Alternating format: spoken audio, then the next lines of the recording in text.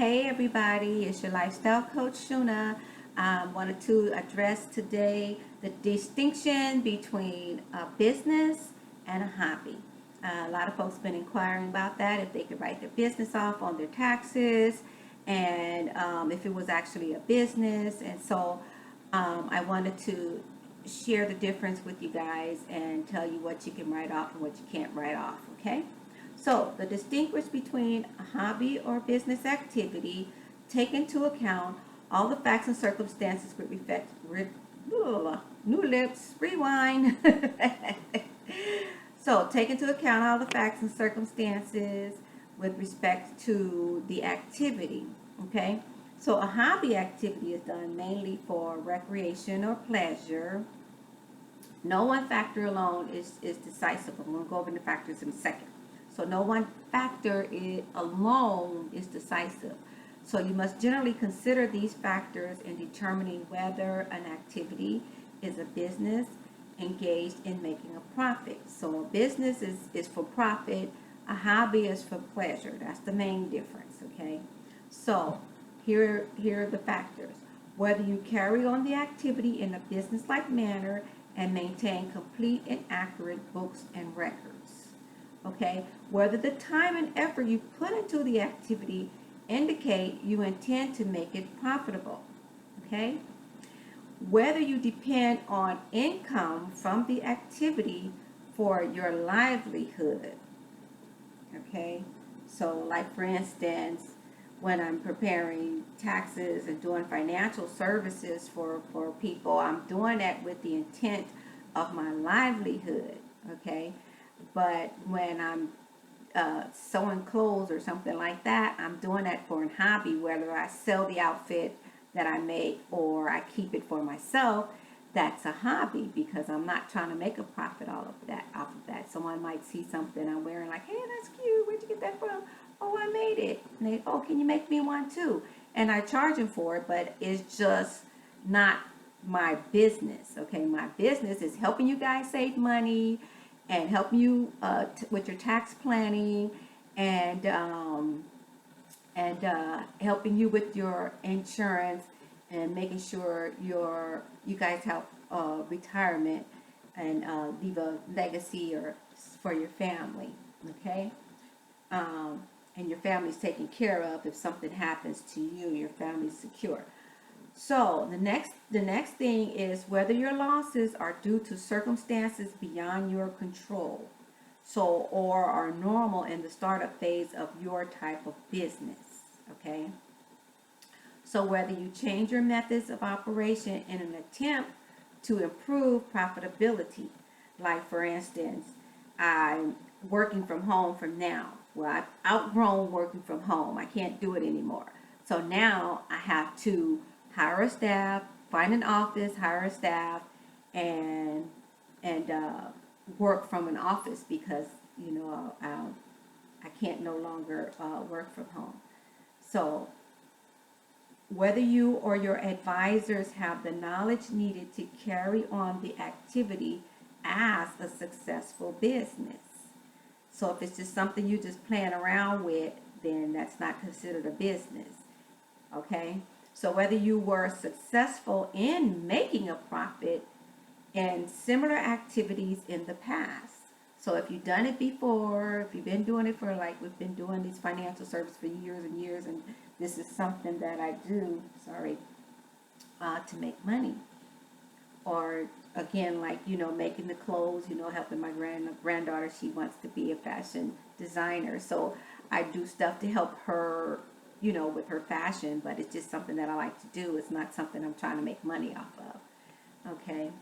So whether the activity makes a profit in some years and how much profit it makes. Usually you have 3 years to get your business off the ground. So if you're doing a business, if you're doing it and you're calling it a business and a year go by, usually it takes any business at least a year to really get into profit level. Sometimes it can take up to 3 years to get into profit level. So if you're doing this activity and it comes 3 years and you still haven't got to barely profit level, then it's going to be, from the IRS perspective, it's going to be considered a hobby because you're not making money off of it.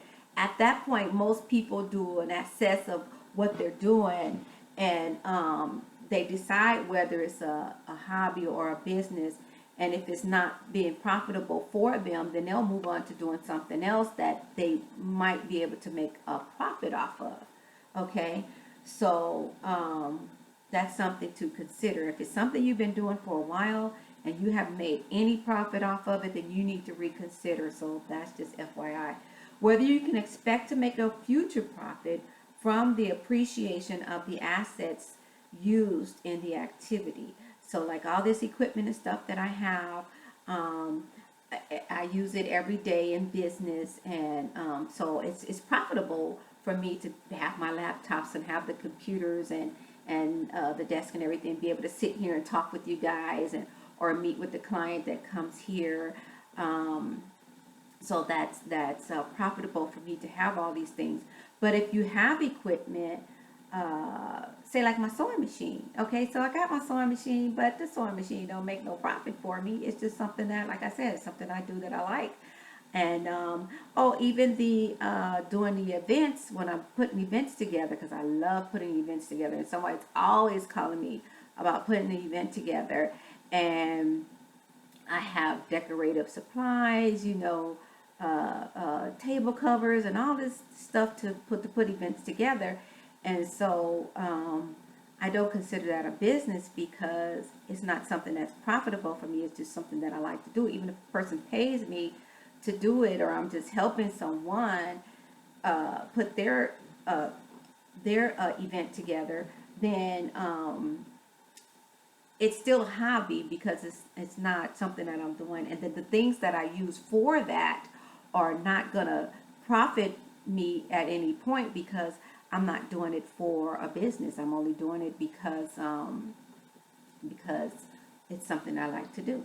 Okay, so those are the 9 things that distinguish a business from a hobby.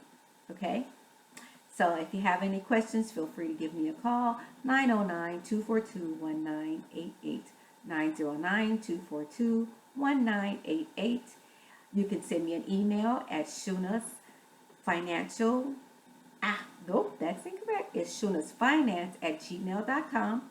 Or you can check us out at our website, shunasfinancial.com, shunasfinancial.com. That's CHUNAS financial.com. And we also give back. We give back through our Flair magazine. Flair stands for Faith, Love, Armor, Reason, and Excellence. It's theflairmagazine.com. We take your ads in the Flair magazine, and we have our event coming up August 31st, 2019 at the Carson Center. We have vendor space available.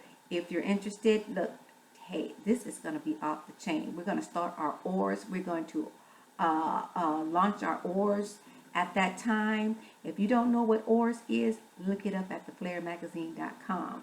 Oars is our African resource store. It is going to be off the chain for us, by us, with us. Okay, look it up. Thank you for watching. Be sure to like me on Facebook.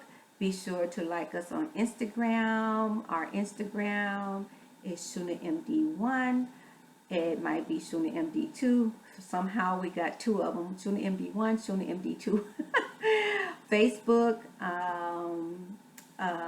What else? My YouTube. Look, check me out. Subscribe to our YouTube channel so that you can get the updates when we put out new video, and you can stay current on your tax planning, your financial planning, and what we have coming up, and